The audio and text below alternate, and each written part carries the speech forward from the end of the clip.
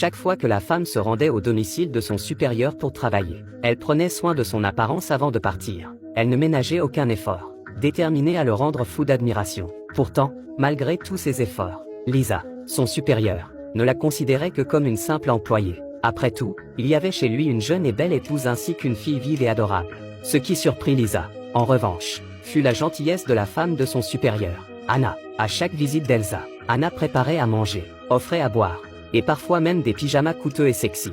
Un jour, Lisa fut chargée par son supérieur d'une mission imprévue, l'accompagner en voiture à l'aéroport pour un voyage à l'étranger. Elle devait conduire l'épouse et la fille jusqu'à l'aéroport et ramener la voiture à la maison. Elle accepta sans hésitation. Après avoir déposé la famille à l'aéroport, Lisa se sentit fière en voyant la voiture de luxe garée devant elle.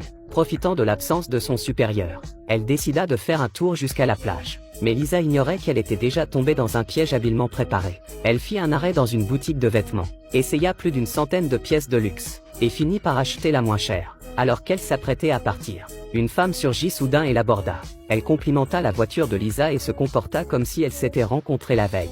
Lisa fut légèrement déconcertée. Elle pensa que cette femme la confondait avec quelqu'un d'autre. Et sans oser poser de questions, elle repartit rapidement en voiture. Mais à la prochaine station-service, Lisa fut témoin d'une scène étrange. Tous les hommes autour la regardaient attentivement. Elle ne suspecta rien et se dit qu'ils étaient simplement attirés par sa beauté. Mais lorsqu'elle s'assit, le serveur posa la même question que la veille. Le cœur de Lisa s'emballa, et elle se précipita vers les toilettes. Elle ignorait encore qu'en se regardant dans le miroir, quelqu'un l'observait secrètement depuis derrière.